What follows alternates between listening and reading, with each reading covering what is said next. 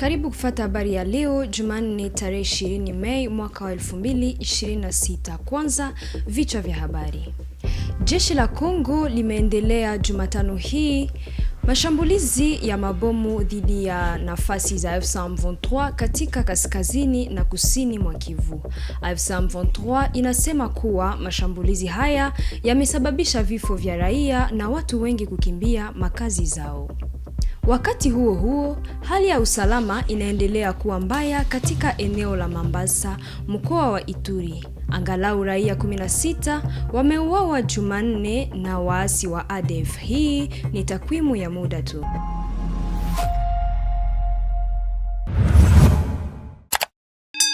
Hujambo.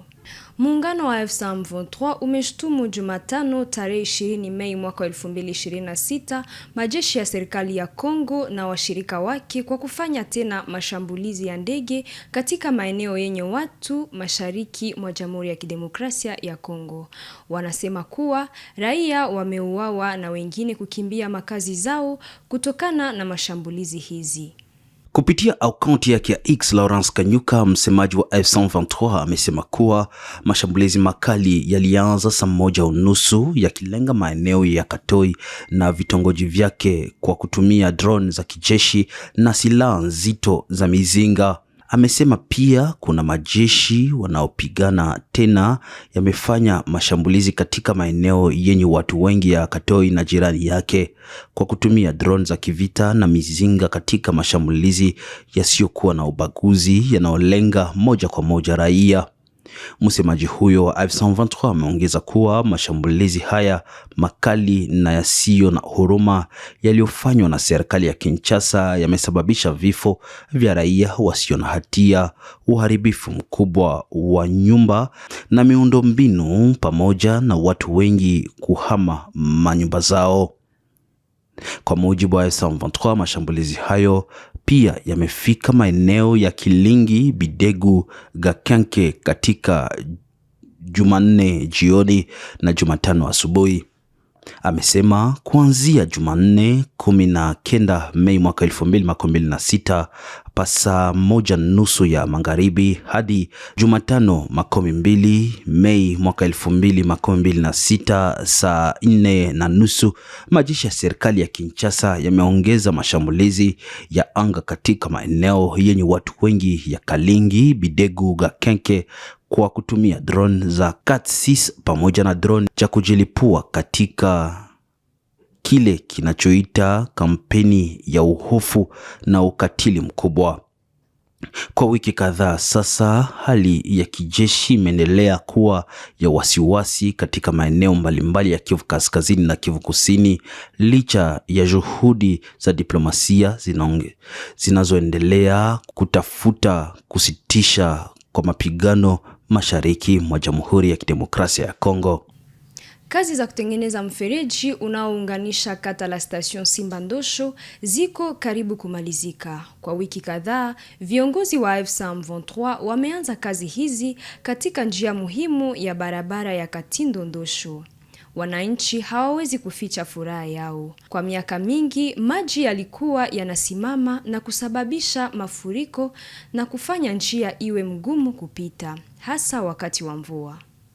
Wananchi wa Ndosho wanafurahia kazi hizi zilizoongozwa na muungano wa M23 ambao wanaboresha mji ili uwe safi.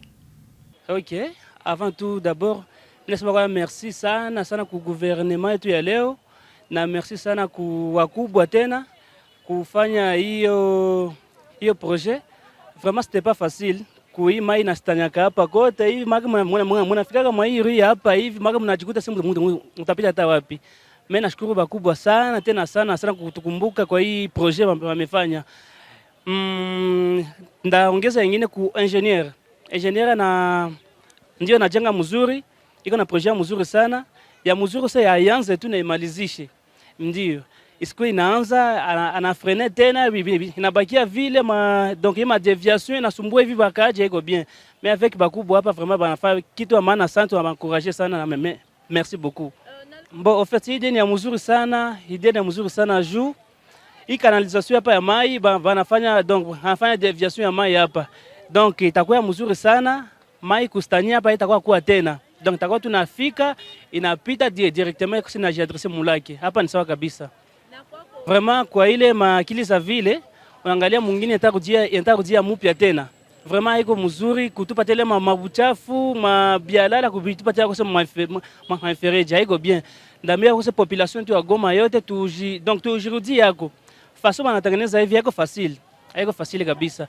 Asa hivi donc turusha mwingine tu nakuwa tena ya mpya. Tujikaza sasa donc tuira rendre propre tena.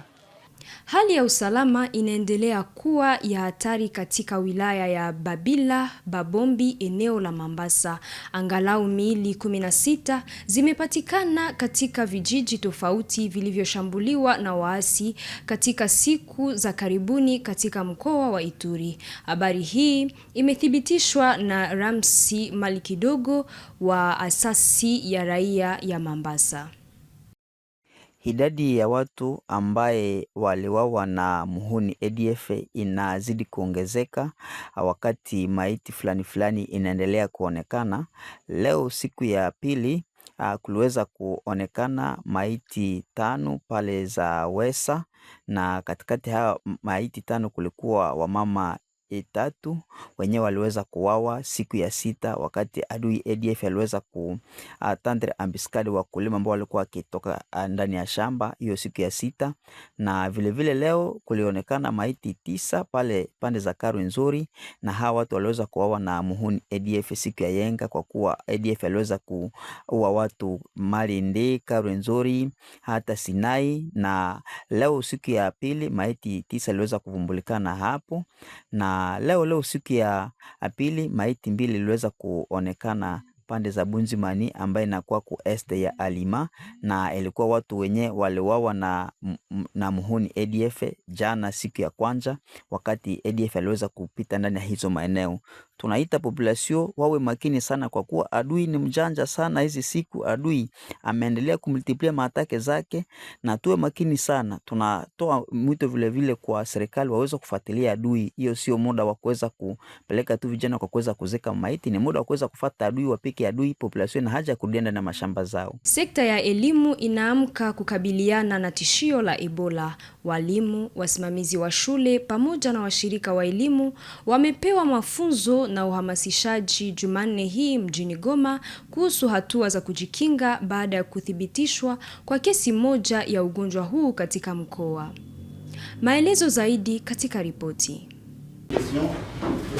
Les personnels et gestionnaires du système éducatif de la province Nord Kivu ont été sensibilisés ce mardi 19 mai 2026 aux mesures préventives contre la maladie à virus Ebola, 3 jours après la confirmation d'un premier cas par le gouverneur de province Bahati Musanga Erasto. Cette séance de sensibilisation a été organisée par la conseillère du gouverneur chargée de l'éducation, Madame Chantal Mourekatete. Les équipes humanitaires de l'UNICEF, partenaires privilégiés du secteur éducatif, ont expliqué aux participants, composés essentiellement des enseignants, l'origine, les dangers, les conséquences ainsi que les précautions à prendre face à la maladie à virus Ebola des souches Bundibugyo. Le secteur éducatif étant particulièrement sensible, il était urgent d'inviter la communauté éducative à s'approprier les mesures préventives afin de limiter la propagation de cette épidémie qui n'épargne personne, a déclaré Machagi Rongagi, directeur de la province éducationnelle Nord Kivu 1. Le virus Ebola qui est apparu à Goma il y a au moins 3 jours. Un cas qui est venu de l'Ituri. La réunion d'aujourd'hui, comment se comporter face à ces dangers. Alors, il y a des directives qui viennent d'être prises et ça va continuer. Nous avons déjà constitué des commissions qui sera à deux volets. Donc, le comité provincial qui va suivre cette question pour la sensibilisation des écoles, le comité sous-provincial, donc constitué par les inspecteurs et les chefs de sous-division, pour qu'on puisse recadrer les écoles, surtout en ce qui concerne la prévention, les alertes, et ainsi de suite. Alors, nous étions aussi avec les techniciens, donc les agents de l'UNICEF, qui promettent de prendre en charge certaines questions. Par exemple, les kits de seaux, les sabots, et ainsi de suite. Donc, déjà, il y a plusieurs écoles qui utilisent déjà les kits de wash. Mais on va continuer à sensibiliser ces écoles par les itinérances. Le comité provincial va faire les itinérances. Le comité sous-provincial va faire des itinérances pour voir les écoles qui n'utilisent pas les hoches. Non, on est en train de prendre des dispositions pour qu'ils soient alimentés. Que les parents ne soient pas beaucoup inquiétés chaque fois qu'il y aura des cas suspects au niveau des écoles par les thermos flash. On va les alerter. La division de la santé va aussi prendre des dispositions pour prendre les enfants et les conduire dans des hôpitaux qui sont déjà ciblés, entre autres l'hôpital régional de référence et l'hôpital de Tchéchéro. Aaron Samvoura, un syndicaliste des enseignants du Nord Kivu, a salué cette initiative et promis de sensibiliser à son tour ses collègues ainsi que les élèves afin de protéger non seulement les enfants et les enseignants, mais également l'ensemble de la communauté. Nous avons été invités par l'autorité compétente et qui était entourée par les partenaires du système éducatif. C'était dans le cadre de pouvoir sensibiliser la communauté éducative sur la déclaration de la maladie à virus Ebola dans notre milieu. Et notre secteur étant un secteur sensible, il fallait faire d'urgence pour nous informer afin que nous aussi à notre tour nous puissions relayer les messages à tous les niveaux afin de protéger et nos enfants et nous-mêmes et la communauté entière. Mais on ne peut pas croiser les bras, on va affronter ces défis, voir comment on peut gérer les moyens qui sont là, mais aussi en tant que responsable, chaque école est priée de pouvoir et agir selon ses moyens de bord en attendant que les partenaires viennent. Nous pensons que c'est l'affaire de tous et malgré que les moyens sont limités, nous n'allons pas croiser les bras. On a toujours dit de toi et le ciel t'aidera. Nous devons d'abord faire quelque chose pour que les partenaires viennent après. Sinon, tout le monde s'active et nous voulons que cette épidémie soit vraiment écartée de notre milieu. Signalons qu'une commission de contrôle a été mise en place pour vérifier et renforcer les mesures préventives contre la maladie à virus Ebola dans les différents établissements scolaires, notamment la prise régulière de température et le lavage fréquent de mains au savon. Il y a beaucoup de risques dans hotspot où on est sûr parce que les Dunia. Mkurugenzi wa Afrika CDC ametangaza Jumanne wakati wa mkutano na waandishi wa habari kuwa fedha ya dola milioni 1 imetengwa ili kuimarisha upelekaji wa timu za afya kwenye uwanja katika mapigano dhidi ya mlipuko wa Ebola aina ya Bundibugyo. Jean Kaseya amesema kuwa chanjo 3 kwa sasa ziko katika hatua ya maendeleo au majaribio. Des matériaux, des outils. Et l'aspect qui n'est pas beaucoup ressorti, c'est l'humain qui doit être déployé, qui doit être appuyé. Donc je vais dire au ministre, et je vous le dis, je lui amène $1 million pour qu'il sache comment déployer les gens sur terrain. À partir de maintenant, il va décider, puisqu'on a besoin de savoir comment les gens doivent être sur place. Africa CDC n'est pas un bailleur de fonds. Le peu de fonds que nous avons, nous discutons avec le ministre pour voir comment utiliser cela. Voilà. Alors, je vais finir par 2 questions importantes. La première, je suis aussi une personne technique. J'ai entendu la question sur le vaccin, je ne vais pas éluder cela. Nous avons 3 vaccins actuellement. J'espère que vous entendez. Nous avons 3 vaccins actuellement en cours. Et j'ai organisé une réunion le 16, je vais en discuter avec le professeur Mouyembe puisqu'il va faire partie de ces groupes. Il y a le premier vaccin, comme on a dit, le vaccin à Hervé Beaumerc. Ça, c'est ce que nous poussons le plus, avec quelques spécificités sur lesquelles on est en train d'étudier. Le deuxième, c'est le vaccin Chadox des UK. Et le troisième, c'est le vaccin qu'on appelle VSV-BDBV. Ça vient de Texas. Ce sont les 3 vaccins sur lesquels nous travaillons actuellement. Et c'est les vaccins contre Bundibugyo. Contre Bundibugyo. Contre Bundibugyo. Je vais vous dire ce que j'ai dit à France 24 ce matin. Ça fait plus de 18 ans que cette épidémie est connue. Il n'y a pas de vaccin. Mais je peux vous assurer que si cette épidémie était en Europe, était aux États-Unis, on aurait déjà eu des vaccins disponibles. C'est cela l'iniquité dont on parle. Et maintenant, quand on parle de production de vaccins, Africa CDC, comme le ministre l'a dit, l'Union africaine nous a donné le mandat de diriger cet agenda de fabrication de vaccins et de médicaments en Afrique. On ne peut pas accepter, vous savez, il n'y a que 5 pays qui fabriquent ce qu'on appelle en anglais API, un Active Pharmaceutical Ingredient, des ingrédients pharmaceutiques actifs. Le pays qui en produit le plus au monde, c'est la Chine, plus de 90%.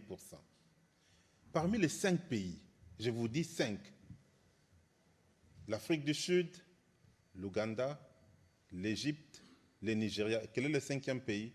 La RDC. Pharmakina. Pharmakina est la seule industrie pharmaceutique en Afrique à produire les API pour la malaria. Donc, ça c'est une très bonne nouvelle, monsieur le ministre, qu'il faut commencer à exploiter en plus de tout ce que nous avons. Voilà. Je vais m'arrêter. Mwisho wa habari za leo kwenye Kivu Morning Post TV. Asante kwa kutufata mwanzo hadi mwisho. Acha tukutanane siku ijayo. Kwa heri.